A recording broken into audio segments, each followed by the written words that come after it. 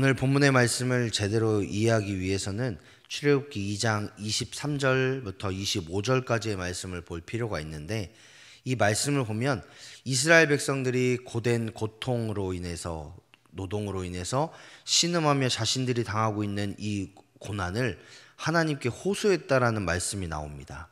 그리고 이스라엘 백성들의 이 신음과 호소에 대해서 하나님이 들으시고 그들에게 그 소리가 하나님께 상달되었다라고 23절은 이야기합니다. 23절의 말씀에 상달되었다라는 이 말에는 하나님의 귀에 이스라엘 백성들의 신음과 고통과 어려움으로 인한 부르짖는 소리가 들렸다라는 것 이상으로 하나님께서 직접 그들의 삶 가운데의 역사하심으로 관심을 가지고 보셨다. 더 나아가서 이스라엘 백성들이 겪고 있는 상황과 환경들을 다 살펴보시면서 그들의 어려움을 공감하시고 안타깝게 여기시고 또 그들에게 다가가셔서 그들의 위로가 되셨다, 이런 뜻을 갖습니다.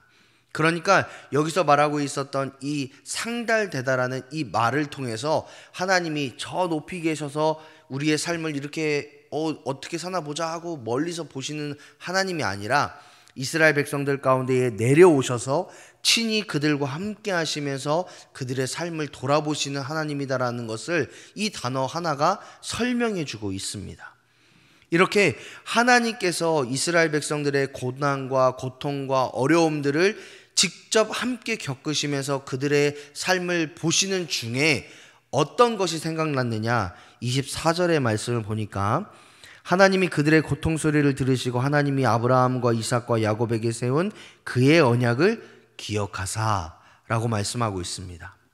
하나님은 믿음의 조상들에게 민족이 창대하게 되겠다, 그리고 너희의 모든 민족들을 내가 내 백성 삼겠다, 이 약속의 말씀을 기억하시는 겁니다.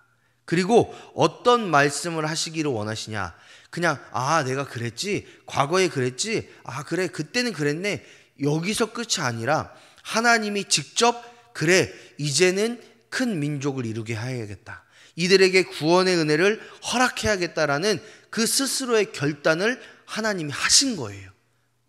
이스라엘 백성들이 하나님 도와주세요 해서 하나님이 어쩔 수 없이 하신 게 아니라 하나님이 그들과 함께 하심으로 인해서 스스로 내가 이스라엘을 구원해야겠다, 이스라엘 가운데에 큰 민족을 이루겠다라는 이 마음의 결단을 하나님이 스스로 하신 겁니다. 그리고 그 스스로 결단을 하심으로 인해서 오늘 본문의 말씀을 통해서 그 첫걸음을 떼기 시작하는 거예요. 출애굽기 3장 1절을 다 같이 한번 보겠습니다. 출애굽기 3장 1절의 말씀 다 같이 한번 읽어보겠습니다. 시작. 모세가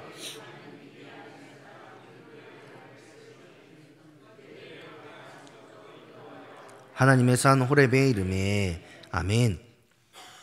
모세가 미디안 제사장 이드로의 양떼를 치던 중에 하나님의 산 호렙에 이르게 됐다라고 말씀하고 있는데, 여기에서 이르렀다라는 이 말을 원어로 살펴보니까 모세 스스로 그곳에 갔다라는 표현이 아니라 어떤 강력한 힘에 의해서 그곳에 이르게 됐다, 그곳에 도착하게 되었다라는 수동형 형태를 사용하고 있음을 보게 됩니다. 즉 하나님께서 장인의 양떼를 치고 있었던 이 모세를 그 이스라엘 백성을 구원하려고 하는 사명의 자리, 하나님을 만나고 경험하는 그 자리로, 그 자리인 호렙산으로 모세를 이끌어내셨다라는 거예요. 그러니까 모세가 내가 하나님의 계명을 받고 하나님의 말씀을 받고 구원자로서 이스라엘 백성들을 인도할 민족의 지도자가 돼야지, 그래 하나님의 산 내가 찾아가서 하나님께 단판 지어야지 하고 호렙산에 간 것이 아니라 하나님의 손에 이끌림 당하여 하나님의 뜻에 합당하게 하나님의 계획에 맞는 그 상황 가운데에 그가 몰림을 당했다라는 거예요. 그로 인해서 모세가 어떻게 할 수밖에 없냐, 이것은 내 힘입니다, 내 능력입니다, 내가 가지고 있는 그것으로 하나님의 구원의 역사를 이룬 겁니다 라고 자랑할 수 없게끔 하셨다라는 거예요. 하나님은 전적인 하나님의 역사, 전적인 하나님의 인도하심과 부르심에 의해서 모세가 이스라엘 백성을 인도한 민족의 지도자가 되었다라는 것을 3장 1절부터 밝히고 있습니다. 그렇다면 여기서 질문을 하나 하겠습니다. 1절에 말씀하고 있는 이 하나님의 산 호렙을 우리가 상상해 봤을 때에 그 하나님의 산 호렙은 어떤 모습일까요?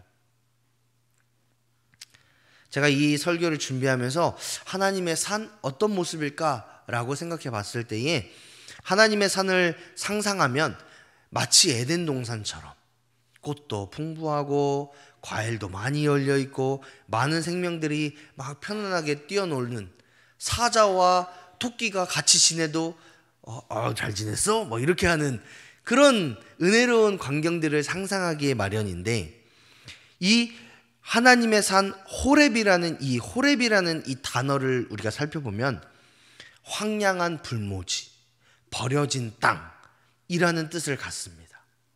그러니까 우리가 생각했던 것처럼 풍족하고 풍성하고 은혜와 평안이 넘치는 그런 에덴 동산 같은 곳이 하나님의 산이 아니라 황량하고 버려진 땅, 척박하고 그곳에 모든 생명들이 치열하게 살아가야 되는 그런 삶의 현장들이 하나님의 산 호렙이었다라는 거예요. 그래서 사람들도 찾지 않고 동물들도 찾지 않는 그 땅이 호렙이었다라는 거예요. 그런데 왜 하나님은 이 황무지인 호렙을 하나님의 산이라고 지칭하셨고 그 땅에 하나님의 사명을 감당하도록 모세를 불러 세우셨고 또 그에게 하나님의 부르심이 이것이다라고 말씀하시길 원하셨을까요?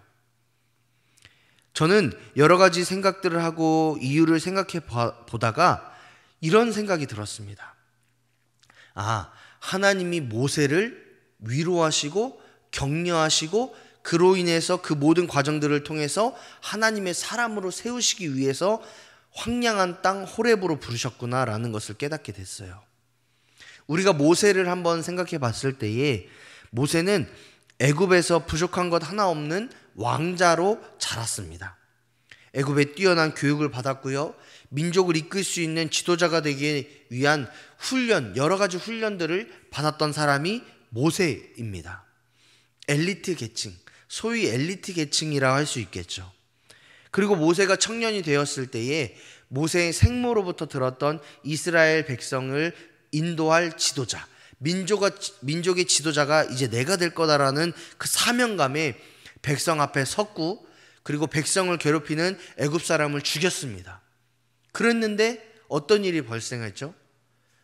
자신이 동족이라고 믿었던 이스라엘 백성들에게 네가 우리를 심판할 그런 민족의 지도자냐? 우리는 인정하지 않는다 라고 배신당했고요.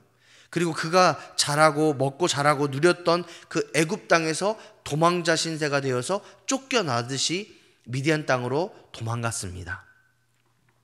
그리고 아무도 모르는 그 미디안 땅에서 서러움을 당했고 마음의 상처를 받았던 게 모세라는 사람입니다.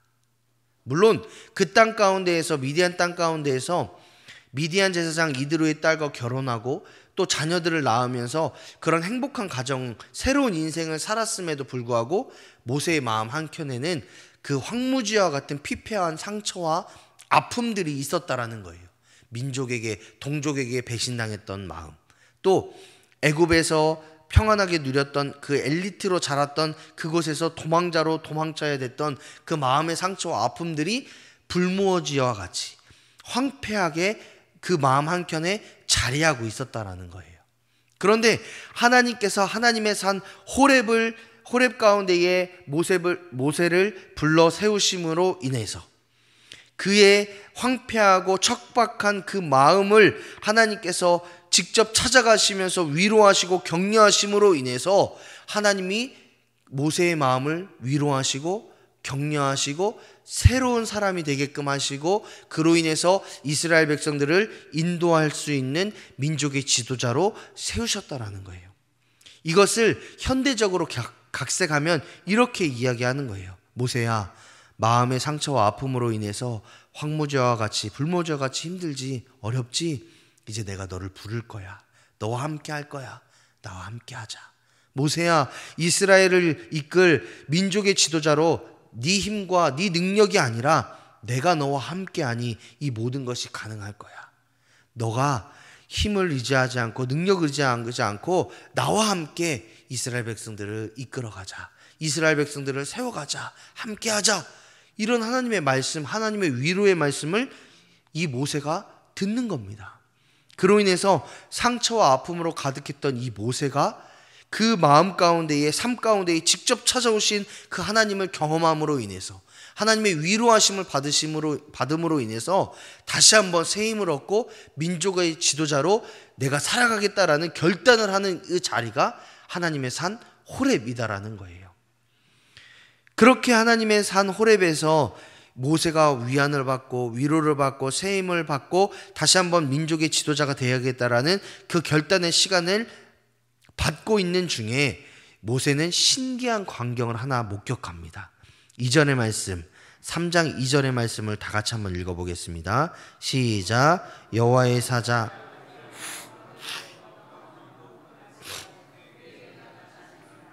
그가 보니 떨기나무에 불이 붙었으나 그 떨기나무가 사라지지 아니하였는지라. 아멘. 이 떨기나무가 어떤 나무냐라는 것을 우리가 좀 생각해 볼 필요가 있는데, 이 떨기나무는 황량한 불모지에서 흔히 볼 수 있는 나무입니다. 옛날에 우리가 사막이 나오는 서부 영화를 보신 기억이 있으시다면 그 어떤 사람 둘이서 총을 들고 결투를 앞서는 상황 가운데에 무슨 먼지구덩이도 아니고 뭐 나무 가지도 아니고 가시덤불 같은 게 막 이렇게 바람에 따라서 막 굴러다니는 그런 모습들을 보셨던 기억이 있으실 거예요. 그게 떨기나무라고 생각하시면 됩니다. 떨기나무는 가지가 얇고 가벼운 나무예요. 그리고 너무나도 약하고 잘 부러지는 나무예요. 그리고 더 웃긴 건 뭐냐면 이 나무에 수분이 없다 보니까 사막의 온도가 조금만 높아지면 그 떨기나무가 갑자기 불이 붙어서 타서 없어지는 그런 나무가 떨기나무입니다. 너무나도 연약하고 너무나도 보잘것없는 나무가 떨기나무예요. 그런데 오늘 2절의 말씀을 보니까 그렇게 볼품없고 그렇게 연약한 떨기나무에 불이 붙었습니다. 그런데 이 떨기나무가 타지 않는 거예요. 그리고 불은 계속 붙어 있는 거죠. 이 놀라운 광경들을 보니까, 모세가 보니까 그것을 더 가까이 보려고 다가가는 것을 보게 됩니다.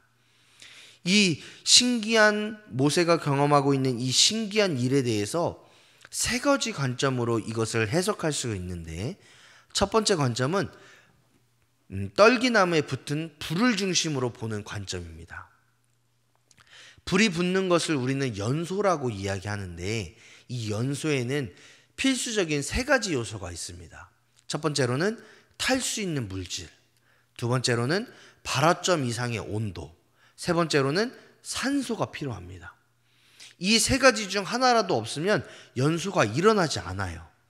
다시 말하면 불이 붙기 위해서는 반드시 연소의 세 가지 요소가 필요한데, 구약 성경을 보면 이 연소의 세 가지 요소가, 이 상식이 깨지는 경우가 종종 있습니다.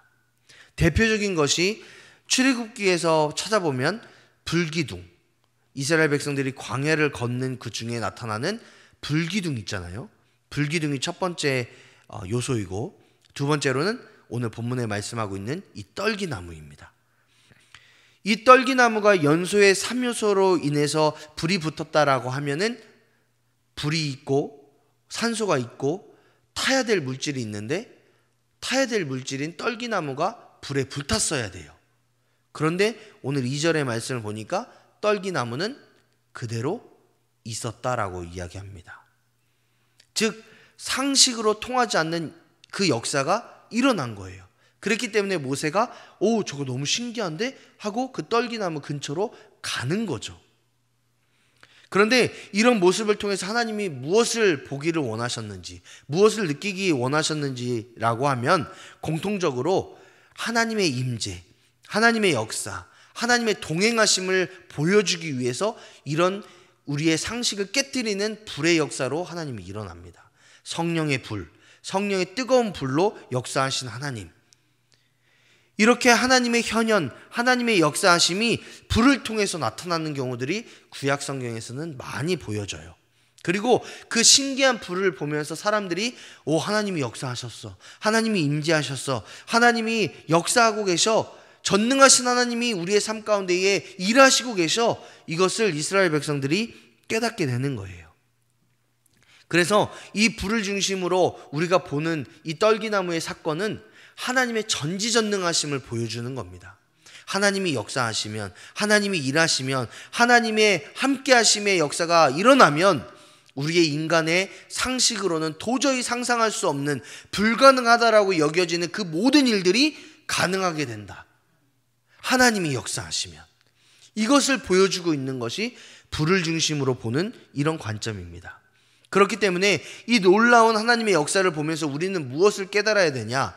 하나님이 우리의 삶 가운데 함께 하시면, 내가 하나님을 의지하고 하나님을 신뢰하고 하나님만 붙잡고 살아가면 하나님의 기적의 역사가 경험되어질 건데, 그 기적의 역사는 우리의 생각, 우리의 판단, 우리의 상식으로는 도저히 설명할 수 없는 그 하나님의 역사하심이 일어난다. 그렇기 때문에 우리는 끝까지 주님만을 의지하며 살아간다. 이것을 깨달아 알아야 된다라는 거예요. 그래서 구약 성경을 보시면서 이 불이 왜 일어났을까? 왜 하나님의 역사가 일어났을까? 왜 하나님의 역사는 이렇게 상식밖의 일들을 상식밖의 역사로 일어날까? 이렇게 신기하게만 보실 것이 아니라, 이렇게 상식밖의 일을 이루시는 전지전능하신 하나님이 나의 하나님 되시는구나.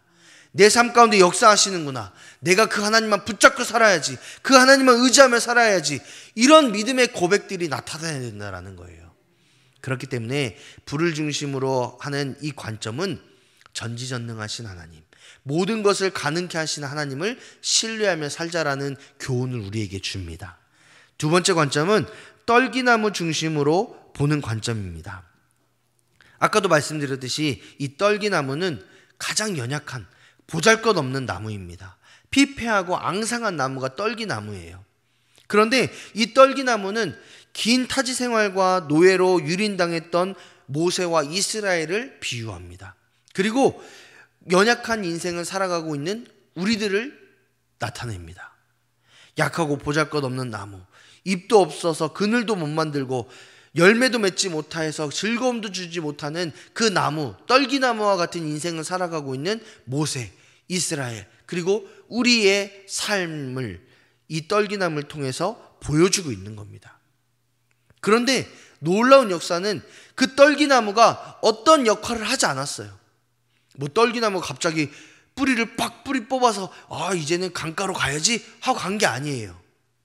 떨기나무가 갑자기 나는 죽을 때 죽더라도 나무 잎사귀를 열어볼 거야 해서 막 힘을 빡 줘서 잎을 열거나 열매를 맺은 게 아니에요. 어떤 일도 어떤 역사도 하지 않았습니다. 떨기나무는 그 모습 그대로 그 자리에 박혀 있었어요. 그런데 어떤 임재가 있냐? 하나님이 직접 떨기나무 가운데에 임재하신 거예요. 떨기나무처럼 아무것도 할 수 없고 연약해서 신음하고 고통하고 있는 그런 우리의 삶 가운데에 하나님이 직접 찾아오시고 직접 위로하시고 직접 격려하시는 분이라는 것을 이 떨기나무 중심으로 한 관점이 우리에게 깨닫게 해요. 우리는 어떤 역할도 어떤 모습도 어떤 제스처도 취하지 않았음에도 불구하고 우리를 사랑하신 하나님이 직접 찾아오신다, 직접 역사하신다, 임재하신다라는 것을 보게 돼요. 그래서 이것을 통해서 우리는 깨닫게 되는 거죠. 하나님, 구원의 역사와 하나님의 임재하심과 하나님의 놀라우신 기적의 역사는 내가 어떤 역할을 해서 내가 어떤 힘을 혹은 능력을 혹은 내가 가지고 있는 그 어떤 것을 들여서 하나님의 역사를, 하나님의 사랑을, 하나님의 은혜를 경험하는 것이 아니라 전적인 하나님의 역사이군요. 전적인 하나님의 사랑이시군요. 하나님의 위로하심과 격려하심이군요. 이것을 깨닫게 되는 거예요. 그래서 내 힘과 내 능력과 내가 가지고 있는 그것을 자랑하지 않고 내 삶 가운데 역사하실 주님을 사모하게 되고 소망하게 되고 그 하나님을 찬양하게 되고 감사하게 되고 그 하나님 한 분으로 만족합니다라는 믿음의 고백을 드릴 수밖에 없는 상황이 이 떨기나무를 통해서 깨닫게 하시는 하나님의 말씀이에요. 그렇기 때문에 우리의 삶 가운데에 하나님께서 우리에게 주신 선물로 주신 은혜로 주신 그것들을 내가 마치 내 힘인 것처럼 내 능력인 것처럼 내가 가지고 있는 그 어떤 것인 것처럼 자랑하고 교만해야 될 것이 아니라 떨기나무와 같이 겸손할 수밖에 없는 상황, 겸손하게 하나님을 찾을 수밖에 없는 이 상황을 하나님 앞에 내려놓고 하나님 앞에 모두 맡겨드리며 하나님 내 삶 가운데 역사해 주십시오.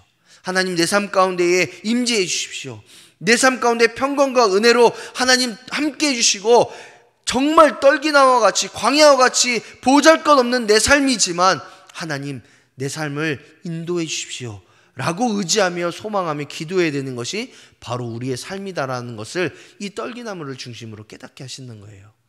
그러니까 여러분, 우리의 삶이 보잘것없고 우리의 삶이 연약하고 우리의 삶이 다른 사람 앞에서 자랑할 수 없는 이런 삶일지라도 그것으로 인해서 낙담하고 실망하고 좌절하는 것이 아니라 우리의 삶 가운데에 성실하게 역사하시고 강력하게 임재하시고 우리의 삶을 가장 선한 것으로 인도하시는 그 하나님을 끝까지 의지하고 소망하시는 저와 여러분의 삶이 되시기를 주님의 이름으로 축복합니다. 세 번째 관점은 불과 떨기나무를 접목해서 보는 관점입니다. 이 세 번째 관점이 우리의 삶 가운데 있어야 돼요. 이 관점은 불은 하나님의 강력한 역사로, 떨기나무는 보잘것없는 모세와 이스라엘, 더욱이 우리의 삶으로 보는 관점이에요. 그리고 그 불과 떨기나무가 합쳐짐으로 인해서 전혀 새로운 관계가 형성되었다라는 것을 보게 돼요. 일반적으로 불은요, 모든 것을 태웁니다. 뭐 이런 일이 발생하면 안 되겠지만 우리의 가정에 불이 붙으면 우리 가정은 다 타서 없어져요. 이거는 기정사실이에요. 우리 가정에 불이 붙었는데 가정 아무도 다치지 않고 아무 문제도 발생하지 않고 불만 붙어 있다. 그러면 저한테 꼭 전화를 주세요. 그럼 제가 구경하러 갈게요.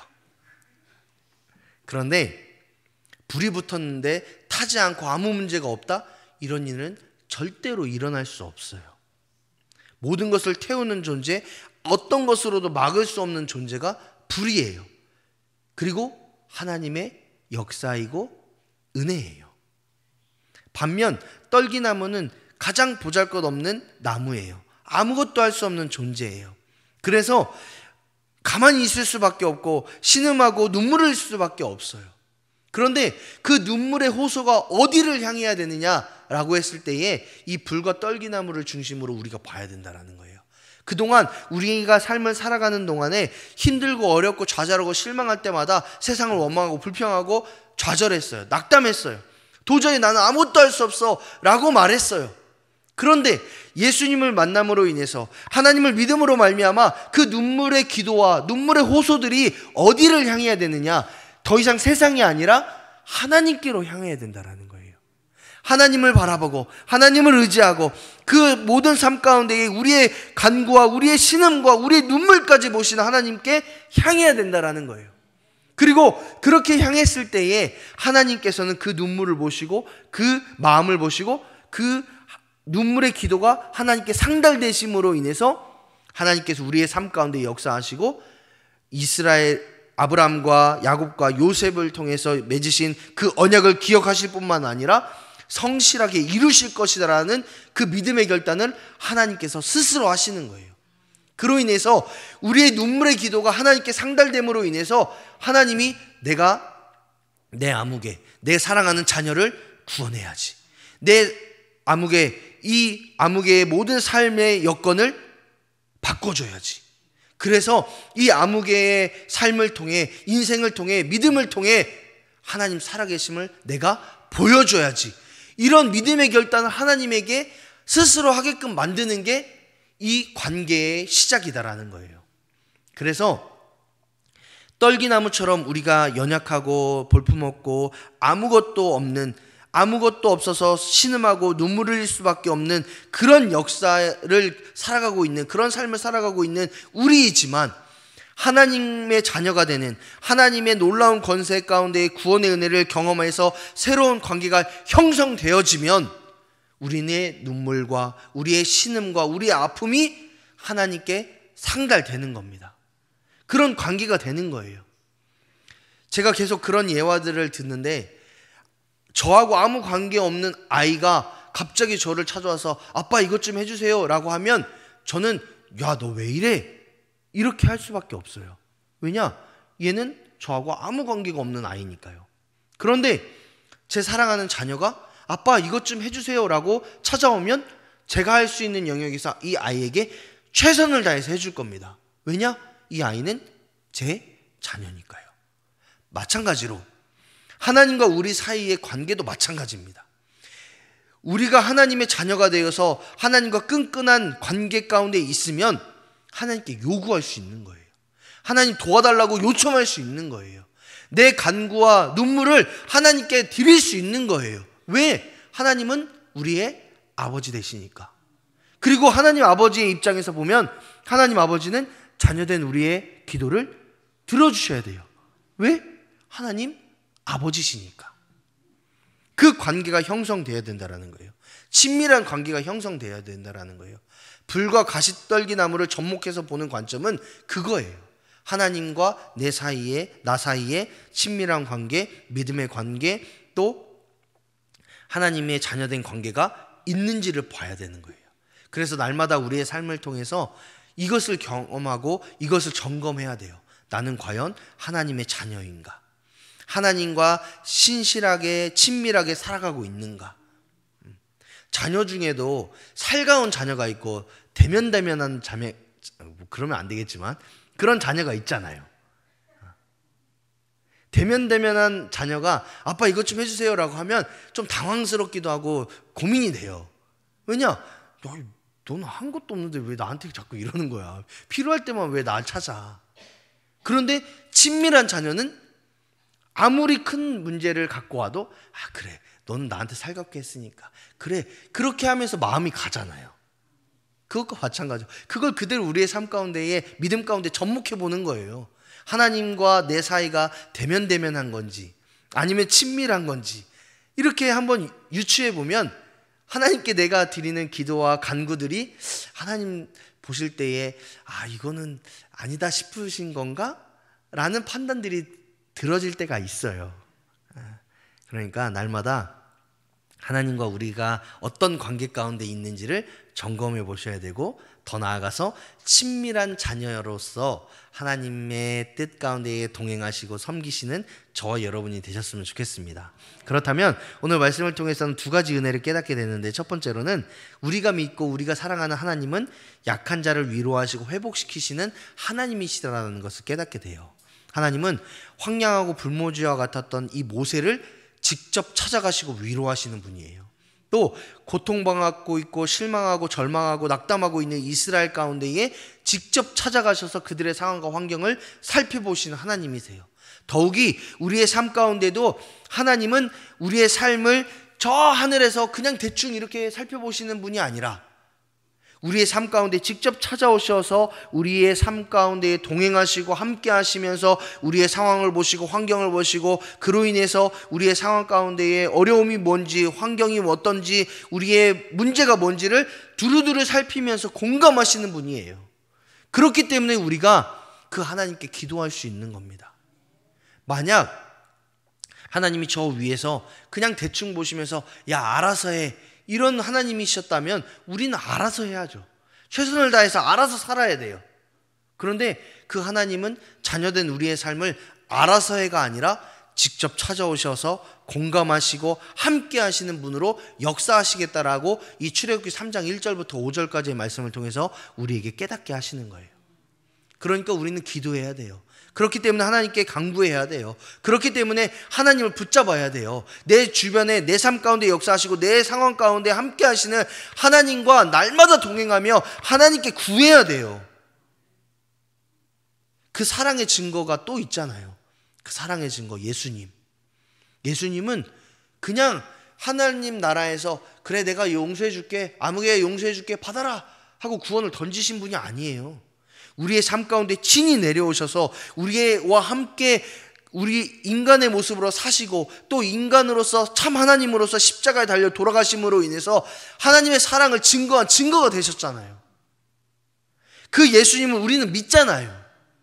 그렇기 때문에 그 예수님만 생각하면, 하나님만 생각하면 하나님의 놀라운 자녀로 살아가는 그 하나님의 자녀된 권세를 주셨다라는 것을 여러분 믿으신다라면 끝까지 하나님과 동행하셔야 돼요. 끝까지 하나님께 기도하셔야 돼요. 우리의 눈물과 신음과 어려움 상황들을 하나님께 내어놓으셔야 돼요. 예수 그리스도의 십자가 보혈 앞에 내려놔야 돼요. 그래야지만 하나님의 역사가 일어나요.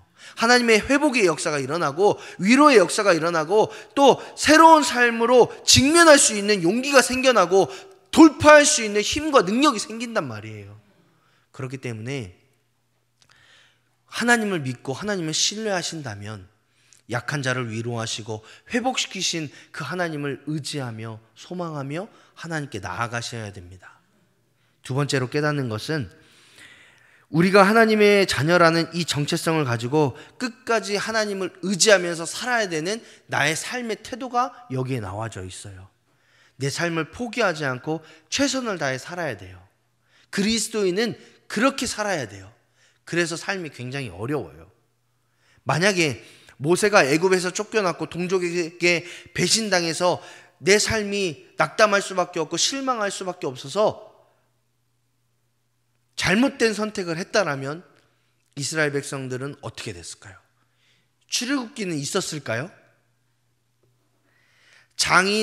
장인의 양떼를 그냥 방관하고 에이 어떻게든 되겠지, 내 인생처럼 니네도 아무렇게나 살아라, 이렇게 했다면 하나님의 사명의 자리, 하나님의 산 호렙으로 하나님의 인도하심을 받을 수 있었을까요?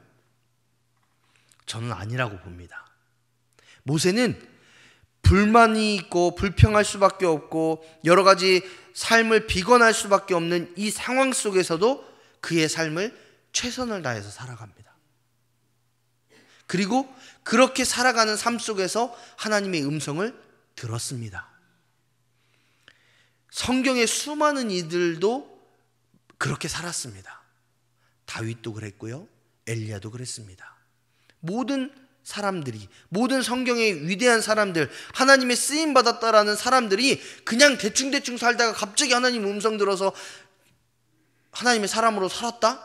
이런 사람은 성경에서 찾아볼 수 없어요.